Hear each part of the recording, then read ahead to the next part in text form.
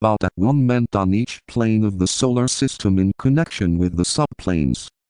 It will eventually bring about the synthesis of all the planes, and thus bring the cosmic physical plane, as a unified whole, under the complete control of that cosmic entity who is seeking expression through that threefold manifestation we call a solar system, or the body logoic.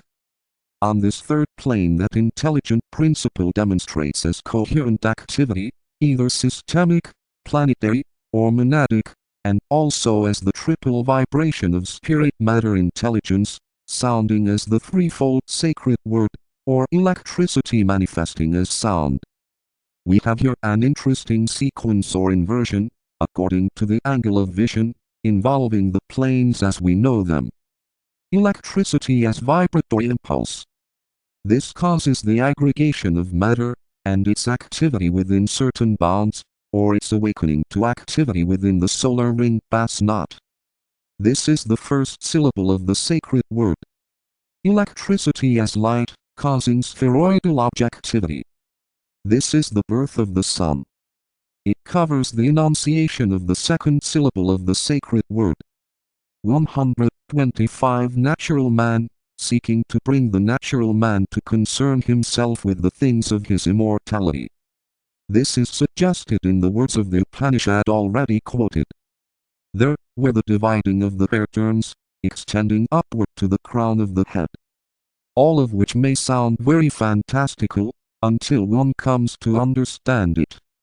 It is said that when this power is fully awakened, it brings a vision of the great companions of the spiritual man, those who have already attained, crossing over to the further shore of the sea of death and rebirth.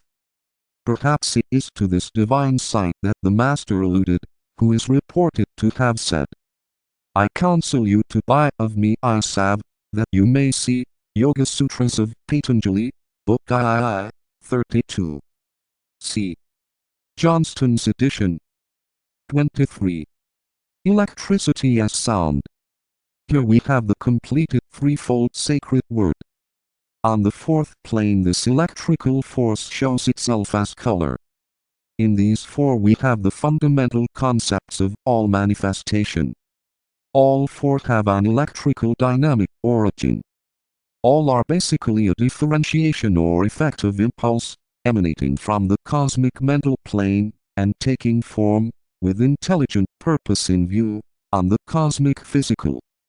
Man repeats the process on his tiny scale, dealing only with three planes, and flashing into objectivity on the solar physical. It will be demonstrated later, as science attains more and more of the truth that one. All physical phenomena as we understand the term have an electrical origin, and an initial vibration on the first subplane of the physical plane. 2. That light, physical plane light, has a close connection with, and uses, as a medium, the second ether. 3. That sound functions through the third ether. 4. That color in a peculiar sense, is a light to the fourth ether. We must note here that in the development of the senses, hearing preceded sight, as sound precedes color. An interesting analogy may here be noted between the fourth cosmic ether, and the fourth ether on the physical plane of the solar system. Both are in process of becoming exoteric, one from the standpoint of man in the three worlds, and the other from the standpoint of a heavenly man. The fourth ether is even now being investigated by scientists, and much that they predicate concerning ether, the atom, radium, and the ultimate, proto, has to do with this fourth ether. It will eventually be brought under scientific formula, and some of its properties, knowledge concerning its range of influence, and its utilization will become known unto men. Paralleling this, the Buddhic plane, the plane of the Christ principle, is gradually becoming known to those advanced beings who are individually able to cognize their place in the body of the logos of the planetary scheme. The influence of the Buddhic plane, and the electrical force that is its peculiar characteristic, are beginning to be felt, and its energy is also beginning to have a definite effect on the egoic bodies of men. The fourth ether of the physical systemic plane is likewise assuming its rightful place in the minds of men, and the electrical force of that subplane is already being adapted and utilized by man in the assistance of the mechanical arts, for methods of transportation, for widespread illumination, and in healing. These four adaptations of electricity: 1. For mechanical uses, 2. For transportation, 3. For illumination, 4. In healing, are but the working out on the physical plane of paralleling utilization of Buddhic electrical force. It might here be asked, why color primarily is spoken of as the Buddhic manifestation of electricity. We are employing the word color here in its original and basic sense as that which veils. Color veils the sevenfold differentiation of logoic manifestation and, from the angle of vision of man in the three worlds, can be seen only in its full significance on the Buddhic plane. All fire and electrical display will be seen to embody the seven colors.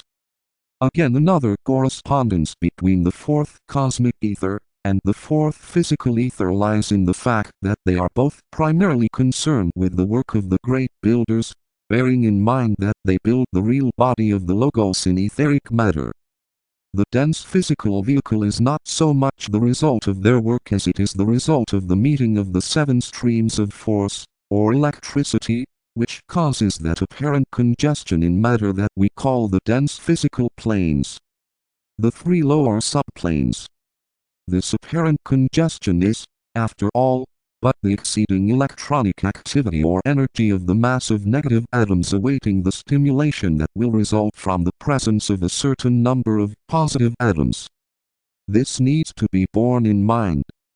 The work of evolution is based on two methods and demonstrates as involution, wherein the negative electrons of matter preponderate. The percentage of these feminine electrons is one of the secrets of initiation and is so vast during the involutionary stage that the rarity of the positive atoms is very noticeable. They are so rare as only to serve to keep the mass coherent. Evolution, wherein, due to the action of manas, these negative atoms become stimulated and either dissipate back into the central electrical reservoir, or merge in their opposite pole, and are consequently again lost. This results in synthesis, homogeneity, the rarity instead of the density of matter. The fourth cosmic ether, the Buddhic, is the plane of air, and is also the plane of absorption for the three worlds. This rarefication of dense matter, as we know it, simply means that at the close of the evolutionary process it will have been transmuted and be practically, from our point of view, non-existent. All that will be left will be the positive atoms, or certain vortices of force which, having absorbed the negative, will demonstrate as electrical phenomena of a form inconceivable to man at his present stage of knowledge. These vortices will be distinguished by 1. Intense vibratory activity. 2. The predominance of one certain color, according to the quality of the etheric display, and its source. 3. Repulsion to all bodies of similar vibratory rate and polarity.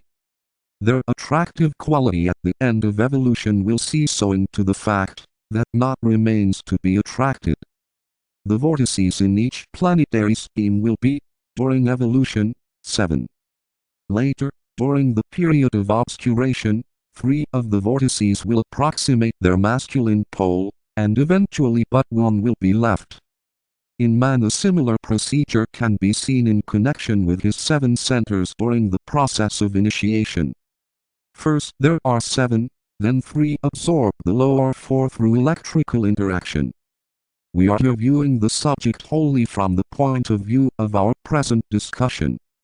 Finally, only the head center is left, for it is the positive pole to all the others.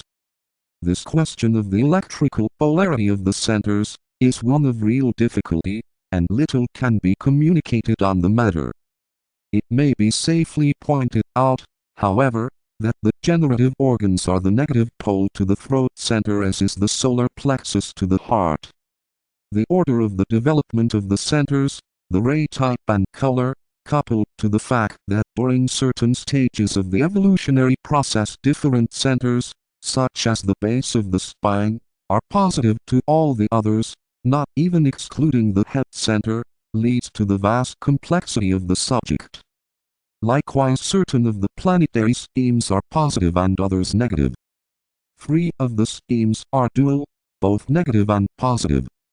The same can be predicated anent a solar system, and, curiously enough, anent the planes themselves. For instance, in connection with the Earth scheme we have a positive polarity of a temporary nature based on the type of incarnation our particular heavenly man is undergoing on our planet.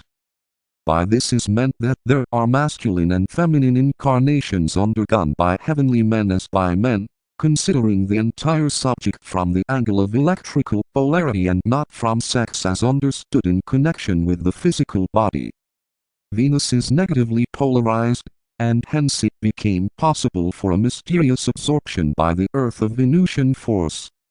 Again, in this connection the question of sex may serve to elucidate the karmic tie between the two heavenly men, one in a positive incarnation, and the other in a negative, caused the working out of an old debt, and a planetary alliance. Light flashed forth in Lemurian days in a number of great groups of the human family, when these two opposite poles made electrical connection. It needed the joint work of the two heavenly men, working on Buddhic levels, the fourth cosmic ether, to bring about the blazing forth of the light of Minas in the causal groups on the fifth cosmic gaseous plane, the mental plane of the solar system. It will be remembered that it was earlier pointed out that the majority of men function consciously on the fifth subplane of the 3 planes in the 3 worlds. In them the fifth principle is beginning to function, but not in sufficient force as yet to do more than keep them in line with the electrical force flowing from the fourth cosmic ether down to the next subplane of the cosmic physical. It must ever be borne in mind that each plane and each subplane which is numerically allied, is embodying the same type of force, and is consequently of the same polarity. Again, the astral plane and the Buddhic plane are related, as we already know. The astral is negative in relation to the Buddhic plane. When the polarity of the different planes is known, when the polarity of the subplanes is comprehended, and when the interaction between them and the corresponding cosmic planes is grasped, then will man be free, but not before. When the polarity of the ethers to each other and their relationship to the whole is comprehended, human evolution will have run its course. A master has solved the problem of electrical phenomena in the 3 worlds, hence his freedom. Further, when the relationship of the negative form to the positive spirit is grasped, and their joint connection with the cosmic entities who indwell the whole system is somewhat apprehended, group liberation will be achieved. Perhaps in considering this abstruse matter it may help to clarify the point of view, if it is recollected that man is essentially positive in his own nature but his vehicles are negative. Hence he is the central unit of positive electricity, that draws and holds to him atoms of an opposite polarity. When he has merged and blended the 2 poles, and produced light of a definite magnitude during any particular incarnation, which magnitude is settled